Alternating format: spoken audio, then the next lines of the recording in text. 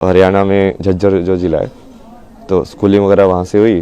फिर उसके बाद पढ़ाई के लिए जैसे जेई वगैरह एग्ज़ाम की तैयारी की, तो तैयारी करने के बाद फिर मुंबई गए, आईटी मुंबई, एरोस्पेस इंजीनियरिंग के बाद वही उसको ऐसे समझ में आया कि ये आधा अधूरा ही है, कि इससे तुमको क्या मिलेगा, मतलब ठीक है पैसे तो मिल जाएंगे, बट वो क्या तुम वो वाली चीज़ पूरी लाइफ भर कर सकते हो क्या सेम? अब वो लाइफ भर यदि नहीं कर सकते हो मतलब तुम उब जाओगे उस चीज़ से। तो मेरे को वैसा चाहिए था, लाइक पूरा जॉब, लाइक हाँ ऐसी चीज़ मुझे मिल जाए जो मैं करता रहूँ, बस मज़ा आता रहे, लाइफ चली जाए पूरी है। और उसकी खोज में तुम निकलते गए, फिर जैसे मीनिंग ऑफ लाइफ तुम ढूंढते रहते हो, यार ये लाइफ का मतलब क्या है, मुझे क्या करना चाहिए, आगे बढ़ते जाते हो, आगे बढ़ते जाते हो। उसमें बहुत सारे ऐसे रास्ते आए, बहुत सारी चीज़ें हुई बीच बीच में, यहाँ वहाँ मोड़ आए बहुत सारे, धीरे धीरे आके फिर तुमको वही फाइनली वही तुम ऐसे ही देखते हो कि जो होना होता है वो वैसे ही होता है। तो वैसे ही हुआ, सत्य तक पहुंचा मैं जैसे भी पहुंचा लड़खड़ा के भटक भटक के।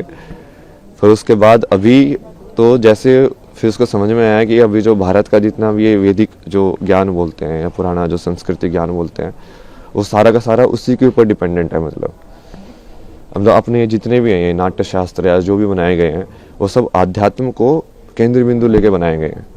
सब राग जो डिज़ाइन हुए हैं, म्यूज़िक से लेके परफॉर्मेंस से लेके, फिर रहन सहन से लेके, फिर जो परिवार का जो विधि है, शादी का विधि है, संस्कार जो होते हैं बच्चों के के सारे ये उस चीज़ को केंद्र बिंदु लेके डिज़ाइन किए गए हैं। पूरा सिस्टम जो पूरा जो जैसे आश्रम की व्यवस्था थी पहले कि हाँ ब्रह्मचार्य आश्रम होगा, गृहस्थ आश्रम होगा, तो वो पूरा वैसे ही उन्होंने बनाया है कि अब इस माया में तुम कैसे डिज़ाइन करो कि वो आध्यात्म वाला जो कनेक्शन है वो बना रहे, कि लोग खो ना जाए ज़्यादा।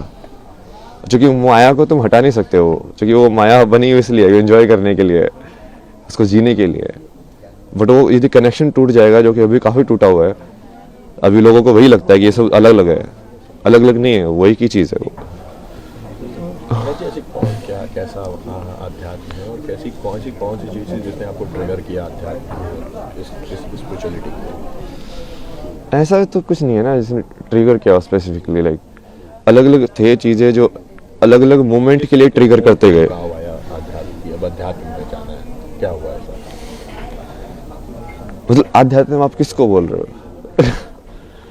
उसके ऊपर है ना जवाब। अब यदि तुम वैसे देखो तो किसी चीज सवाल के बारे में सोचना, बैठ के चिंतन करना, वो भी आध्यात्म ही है। चाहे मैंने कुछ भी पढ़ा हो या नहीं पढ़ा हो, शंकराचार्य को पढ़ा नहीं हो, विवेकानंद को पढ़ा नहीं पढ़ा हो, यदि मैं अपने में ही बैठ के सोच रहा हूँ, बैठ के जैसे रमना महर्षि थे, उनके दिमाग में एक दिन ये ख्याल आया कि ये मौत क्या होती है। तो बैठ के उस मौत को देखने लगे यार कि अच्छा ये है क्या ये, तो वो उनको ज्ञान की प्राप्ति हो गई। अब आप क्या बोलोगे, क्या ट्रिगर था उसका, वो क्या जरूरी थी? कुछ जरूरी नहीं थी। क्योंकि वो करने वाला तो अब वो अध्यात्म से रिलेटेड थे क्या नहीं थे, नहीं, उन्होंने तो ऐसा कोई वो साधना नहीं की, कुछ संन्यास नहीं लिया, कुछ नहीं किया। तो उसमें भी वही है कि आप उस चीज़ को अलग करके देखोगे कि हाँ अध्यात्म में आ गए हो, ऐसा कुछ नहीं है। जो भी इंसान ईमानदारी से सवाल करता है, मतलब सत्यनिष्ठा के साथ कि हाँ अब मुझे इस चीज़ को जानना ही है, चाहे वो मैथमेटिक्स हो, चाहे वो कोई फिजिसिस्ट हो, चाहे कोई कैसा भी साइंटिस्ट हो, वो बोलेगा कि नहीं मुझे इस पूरे सत्य को जानना है, तो वो वही चीज़ में पहुंचेगा फाइनली। महाराज ऐसी कौन सी चीज़ है आज की पीढ़ी का जो आध्यात्म से एक अलग वो होता जा रहा है, उसको लेकर के क्या कहेंगे, क्या दृष्टिकोण आध्यात्म का है? क्या चीज़ है जो इस पीढ़ी को अध्यात्म से अलग कर रही है? और दृष्टिकोण क्या होना चाहिए? दृष्टिकोण तो यही होना चाहिए कि ये सब उसी के ऊपर ही बेस है, कि जो बेस है वो आध्यात्म ही है। जो जिस चीज़ को तुम जहाँ पे हम जी रहे हैं उस जिंदगी में यदि तुम्हारे पास यही सवाल नहीं आया कि मृत्यु के बाद क्या होना है मेरा, और ये मैं जन्म से पहले क्या था, मैं कुछ था कि नहीं था, तो इस सवाल के बारे में तो सोचोगे ना। बुद्ध को यही तो सवाल आए दो चार, लाइक ये बूढ़ा क्यों होता है, ये इंसान मरने के बाद क्या होता है, ये मृत्यु क्या होती है। अब आप सोच के देखो मृत्यु क्या होती है। अब आप सोचोगे, चिंतन करोगे, आपको समझ में आएगा यार इसका जवाब कहाँ मिलेगा। फिर आप ढूंढोगे कि अच्छा तू दे सकता है इसका जवाब, तू दे सकता है इसका जवाब।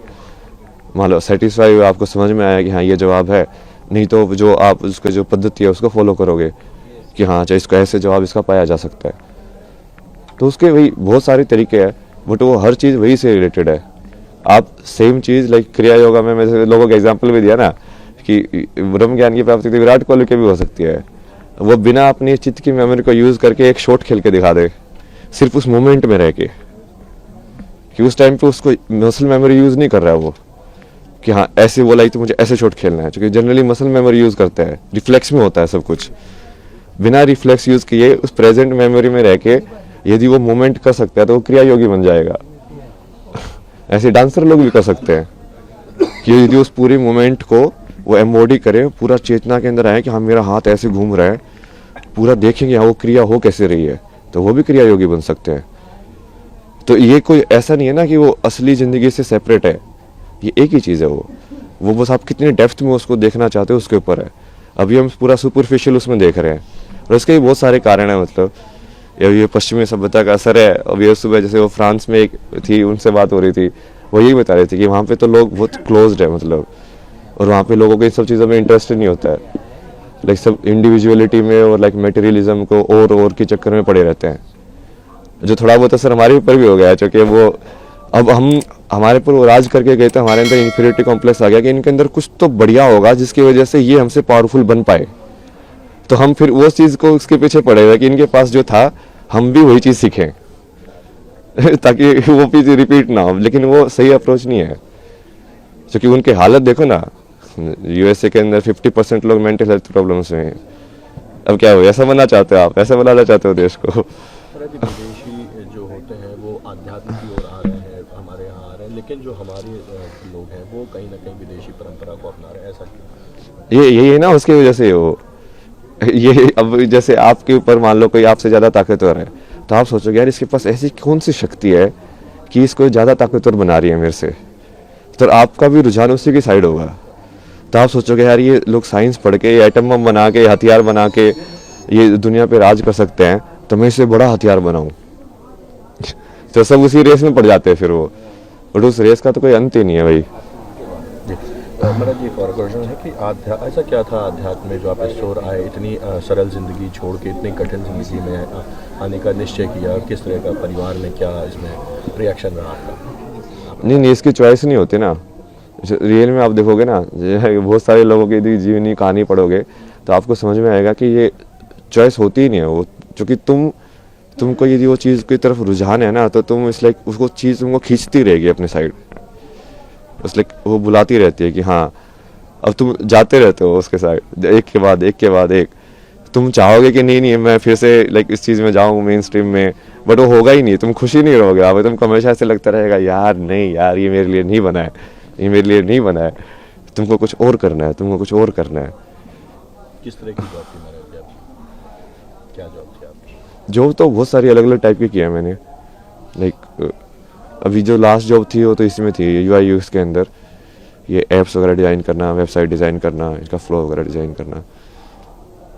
उससे पहले जैसे इसमें भी काम किया मैंने, ये ट्रैवल फोटोग्राफी या डिसोर्स करके एक प्रोजेक्ट IIT बॉम्बे का गवर्नमेंट स्पॉन्सर प्रोजेक्ट था। उसमें बेसिकली वो डॉक्यूमेंट करने के लिए इंडियन आर्ट्स एंड क्राफ्ट और हिस्ट्री को, तो उसके थ्रू वैसे मैं बहुत जगह पे घूमा, बहुत सारी चीज़ें डॉक्यूमेंट किए मैंने, पुराने टेम्पल्स लाइक पेंटिंग स्टाइल्स और ये सब। उसके बाद जैसे इसमें भी काम किया मैंने, मैगजीन्स वगैरह में, फिल्म मेकिंग भी की मैंने, डॉक्यूमेंट्री फिल्म्स में मेरी लाइक फिक्शन फिल्म भी है बहुत सारा कंटेंट है भाई। महाकुंभ को लेकर के क्या संदेश देंगे? किस तरह की व्यवस्थाएं लगी आपको? क्या व्यवस्था तो सही है। अब उसमें मेन जैसे मैं तो ये चाहता हूँ ना कि ये सारी चीज़ें सिर्फ आध्यात्मिकता से लिमिटेड ना हो। यहाँ पे बेसिकली महाकुंभ के अंदर देश के सबसे बड़े बड़े साइंटिस्ट भी आने चाहिए। वो इसरो के साइंटिस्ट वही बैठ के तुम डिस्कस करो ना विज्ञान को, और वो बोलो उन बाबा को कि तुम्हारे पास ज्ञान है तो तुम इस चीज़ का भी जवाब दो तो वो जब चीज़ें मिलेंगी तभी होगा एक साथ वो, कि वो तभी वो समझ में आएगा कि हाँ ये चीज़ें तो जुड़ी हुई हैं। देश विदेशातील प्रत्येक घडामोडींचे लाईव्ह अपडेट मिळवण्यासाठी आता साम टीव्हीच्या सर्व सोशल मीडिया प्लॅटफॉर्मला लाईक, फॉलो आणि सबस्क्राईब करा। तसंच सर्व नोटिफिकेशनसाठी बेल आयकॉन प्रेस करायला विसरू नका।